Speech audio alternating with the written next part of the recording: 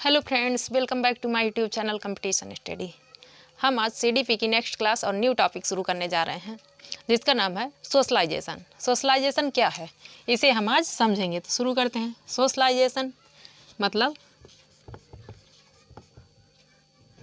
समाजीकरण। समाजीकरण समाजीकरण क्या है इसे हम देख लेते हैं। समाजीकरण वह प्रक्रिया है जिसमें बच्चा या ह्यूमन और प्रत्येक रहने वाले जो जीव क्रिएचर सबका अपना अपना समाजीकरण होता है। तो ह्यूमन और बच्चे के समाजीकरण को लेकर हम यहाँ पर समझेंगे। समाजीकरण क्या है? बच्चा जब पैदा होता है उस समय उसको कुछ नहीं पता होता है। वो धीरे धीरे अपने फैमिली, अपनी माँ और पिता, फैमिली के मेंबर्स के बीच में आकर धीरे धीरे अपना समझ बनाना शुरू करता है।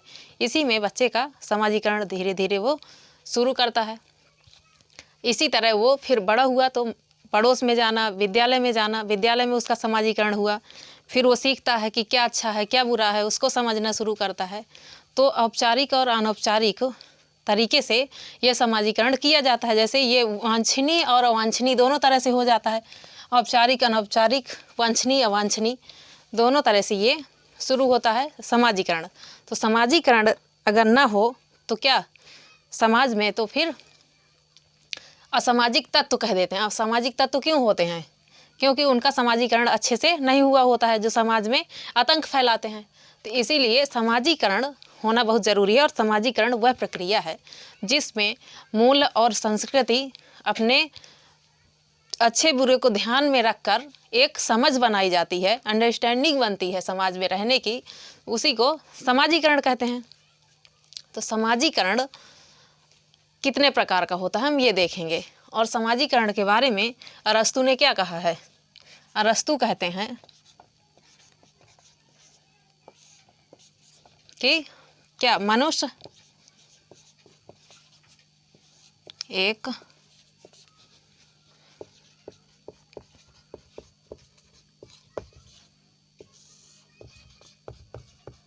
सामाजिक प्राणी है। ऐसा अरस्तु बोलते भी हैं। अरस्तु का ये कथन है कि मनुष्य एक सामाजिक प्राणी है। समाज में रहकर व्यक्ति क्या करता है? समाजीकरण सीखता है, इसीलिए उसको सामाजिक प्राणी माना गया है। अब समाजीकरण को हम ये समझ लिए कि नैतिकता, मूल और संस्कृति को सीखना, अपनी समझ बनाना समाजीकरण है। और उसी में नियम रेगुलेशन, जो संविधान के अपने नियम बने हैं उनको भी समझना, ये सब समाजीकरण के अंतर्गत आता है। अब ये देख लें हम कि समाजीकरण होता कितने प्रकार का है। समाजीकरण के प्रकार देखेंगे। समाजीकरण हमारा होता है 3 प्रकार का।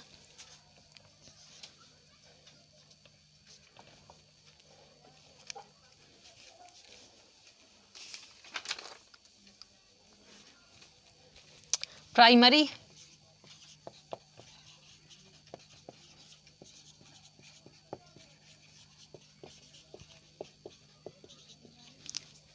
प्राथमिक या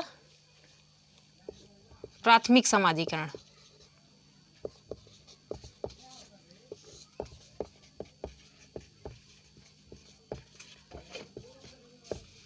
प्राथमिक या मुख्य समाजीकरण। तो प्राथमिक समाजीकरण क्या होता है? प्राथमिक समाजीकरण मतलब जिसमें बच्चा डायरेक्ट इन्वॉल्व होता है। जैसे फैमिली हो गई, विद्यालय हो गया, फैमिली में क्या है?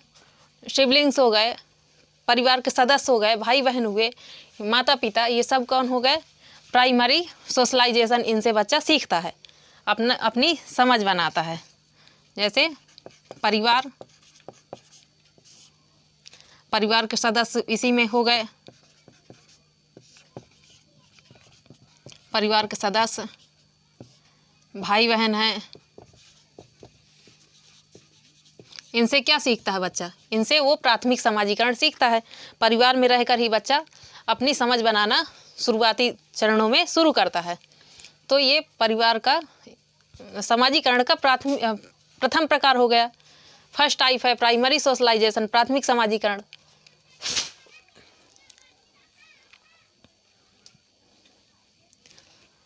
अब इसके बाद दूसरा आता है सेकेंडरी।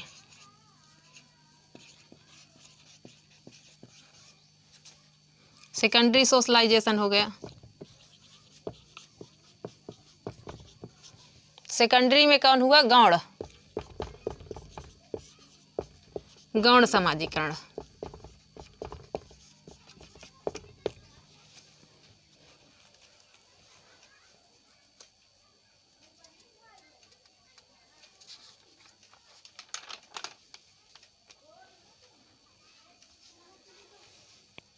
गौण समाजीकरण जैसे बच्चा उसमें फैमिली में अपने क्या था, डायरेक्ट इन्वॉल्व था।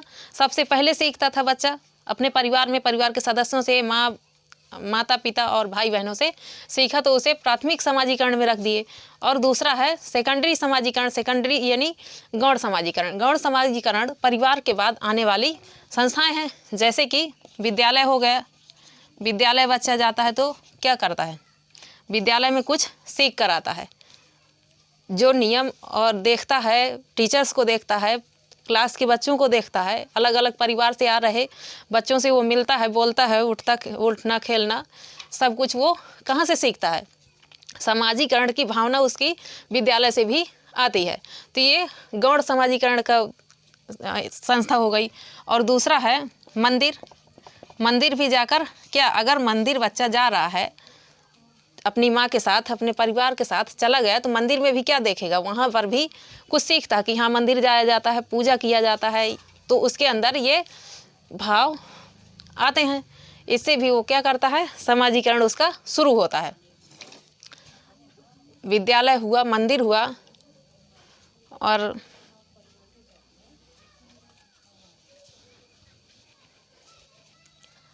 पड़ोसी भी हो गए, क्या नाइबर्स हो गए, पड़ोसी। पड़ोसी भी इसी में आ गए। पड़ोस में भी बच्चा जब परिवार से बाहर निकलना शुरू करता है तो सब परिवार के बाद पड़ोस में पहुंचता है, तो पड़ोस से वो सेकेंडरी सोशलाइजेशन सीखता है, गौण समाजीकरण। लाइब्रेरी, पुस्तकालय होता है।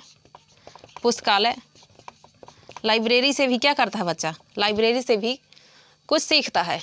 जाता है तो वहाँ पर कुछ ना कुछ सीख कर, सबके बीच में बैठ कर पढ़ना, बुक्स लेना, उठना बैठना, वहाँ पर भी एक नियम और अनुशासन सीख के आता है। तो वो गौण समाजीकरण का प्रकार हो गया।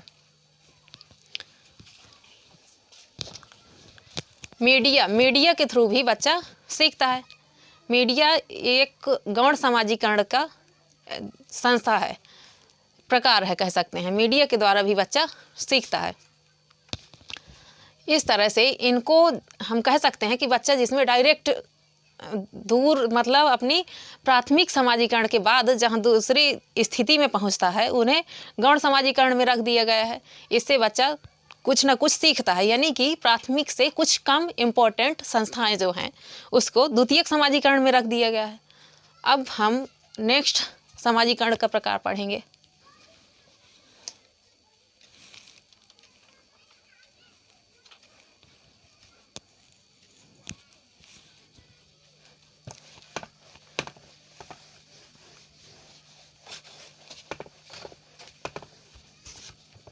दूसरा क्या है? तीसरा है एंटीसिपेटरी। एंटीसिपेटरी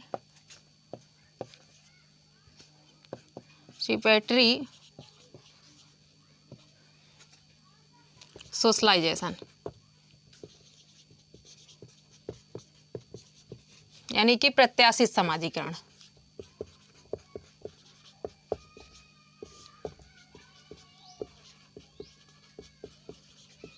प्रत्याशित समाजीकरण, प्रत्याशित समाजीकरण में एंटीसिपेटरी कह देते हैं, यानी कि किसी ग्रुप में, एक बड़े ग्रुप में शामिल हो जाना और वहाँ के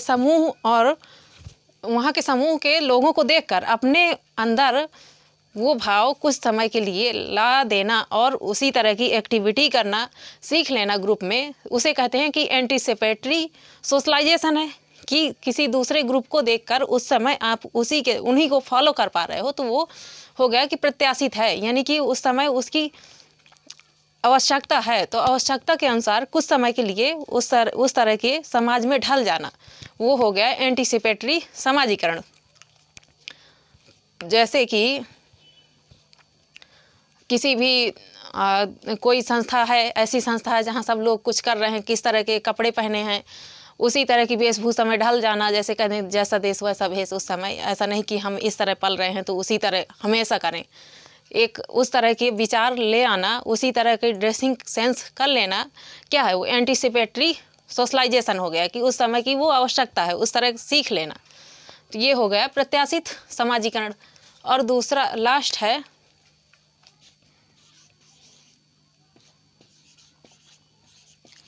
रीसोशलाइजेशन।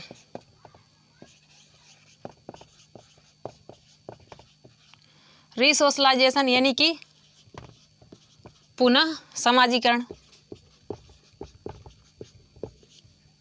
पुनः समाजीकरण इसका मतलब कि बच्चे में समाजीकरण तो पहले से हो जाता है। ह्यूमन क्या करते हैं, पहले समाजीकरण होता है, लेकिन किसी समय और स्थिति के अनुसार ज़रूरत पड़ने पर फिर से अपने आप को उसी माहौल में ढाल लेना, अपने आप की संरचना इस तरह से मेंटल थॉट बना लेना कि हाँ अब हमें इसी तरह रहना है, तो उस तरह की वहाँ के नियम फॉलो करना सीख लेना रिसोशलाइजेशन हो गया। जैसे कि कोई लड़की होती है अपने परिवार में, अपने परिवार घर के सदस्यों के हिसाब से वो ढली होती है, जैसे उसके घर के नियम और कानून होते हैं, जैसे अनुशासन होता है, उस तरह वो सब सीख रही होती है। लेकिन आफ्टर मैरिज वो क्या करती है, वहाँ के सदस्यों के बीच रहना, वहाँ के नियम कानून को बनाना, वहाँ का कैसा नियम है, कितने बजे जगना, कितने बजे सोना है, कैसे खाना, कितने बजे खाना है, ये सब क्या होता है उसके लिए, एक लड़की के लिए रीसोशलाइजेशन होता है। यानी कि वो पुनः समाजीकरण सीख रही होती है किसी के घर में जाकर, और फिर वो धीरे धीरे क्या करती है, उसी तरह ढल जाती है, उसी माहौल में रहना सीख जाती है और फिर उसे उसी तरह रहना होता है। तो कहा जा सकता है कि उसका रीसोशलाइजेशन हो गया। जैसे कि आर्मी के जवान क्या करते हैं, वो पहले समाज में रहकर सबकी तरह से नॉर्मल जैसे सब बॉयज़ होते हैं उसी तरह, लेकिन वहाँ पर जाने के बाद क्या करते हैं, वहाँ पर वहाँ के नियम और वहाँ के ड्यूटीज़ सीखते हैं, क्या करना है, कैसे कितने बजे जगना है, सब कुछ सीख लेना। वो क्या हो जाता है, उनका रीसोशलाइजेशन हो जाता है, यानी पुनः समाजीकरण उनका हो गया। इस तरह से हम क्या करें, समाजीकरण के चारों प्रकार देख लिए। अब समाजीकरण में इसमें हम कह सकते हैं कि इसे 2 टाइप में डिवाइड कर सकते हैं।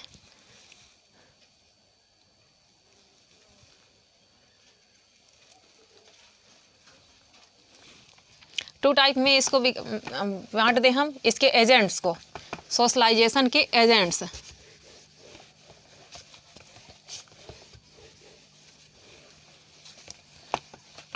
क्या है, टाइप्स ऑफ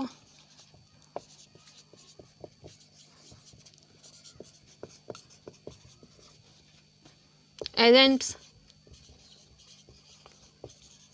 इसके एजेंट्स देख लेते हैं कि कितने प्रकार के हैं और कौन कौन से होते हैं। तो इसके एजेंट्स में हम रखेंगे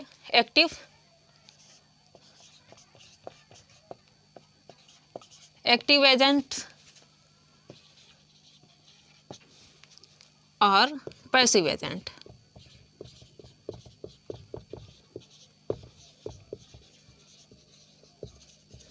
एक्टिव एजेंट, पैसिव एजेंट, यानी कि एक्टिव सक्रिय कारक हैं, जो सक्रिय इसकी एजेंसी हैं, सक्रिय कारक हो गए। और दूसरा है वहीं निष्क्रिय कारक।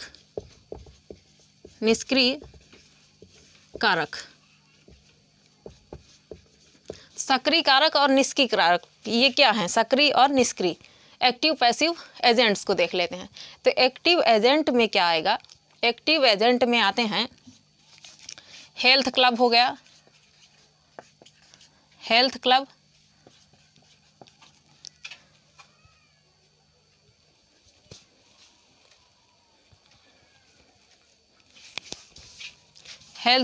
इको क्लब, क्या है, इको क्लब, हेल्थ क्लब और इको क्लब, ये दोनों क्या हैं, एक्टिव एजेंट्स हैं। इसमें बच्चा क्या होता है, एक्टिव तरीके से सक्रिय रूप से अपना समाजीकरण सीखता है, उसका समाजीकरण इन क्लब से एक्टिव रूप में, सक्रिय रूप में बनता है। और वहीं पर दूसरा है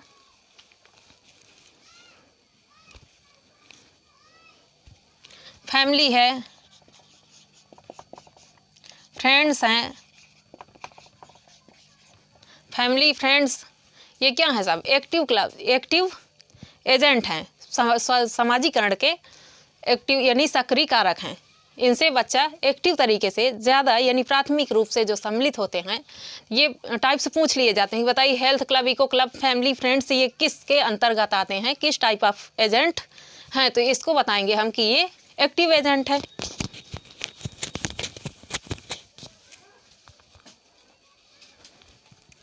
फैमिली आ गई तो उसी में होम आ गया, होम तो है ही फैमिली के साथ। वहीं पर पैसिव, पैसिव क्या है? निष्क्रिय, निष्क्रिय एजेंट यानी कि वो इनडायरेक्ट इन्वॉल्व होता है। इसमें क्या करता है बच्चा? बच्चा क्या करेगा? इनडायरेक्ट इन्वॉल्व,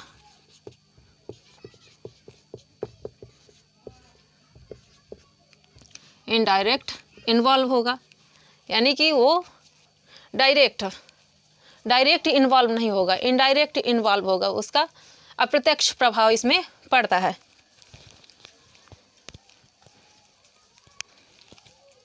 तो इसके एग्जाम्पल में हम ले सकते हैं, इसका एग्जाम्पल हो गया पब्लिक लाइब्रेरी।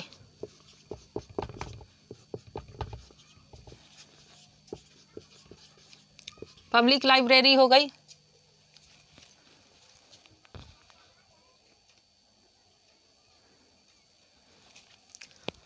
पब्लिक लाइब्रेरी है। और जिम है, जिम हो सकता है। जिम में क्या करता है बच्चा? इनडायरेक्ट इन्वॉल्व होकर कुछ ना कुछ वहाँ से सीखता है। इसे निष्क्रिय समाजीकरण के एजेंट में रखा गया है।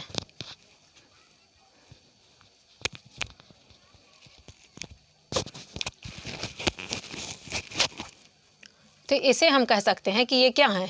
ये सब सक्रिय और निष्क्रिय एजेंट्स हम पढ़े। कारक या इसी को हम बोल सकते हैं कि वाहक। क्या है? वाहक, वाहक कह देंगे, कारक कह दो चाहे वाहक कह दो, और इंग्लिश में आएगा तो कारक एजेंट से पूछेगा।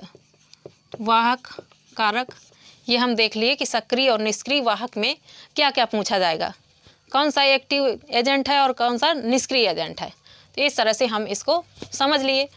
तो गाइस, आशा करती हूँ कि ये समाजीकरण आज आपने समझा होगा, देखा होगा और समझने की कोशिश की होगी, और इनके एजेंट्स भी समझ लिए हैं। अगर ये सेशन अच्छा लगा हो तो लाइक करें, शेयर करें, कमेंट करें। Bye bye, okay, take care.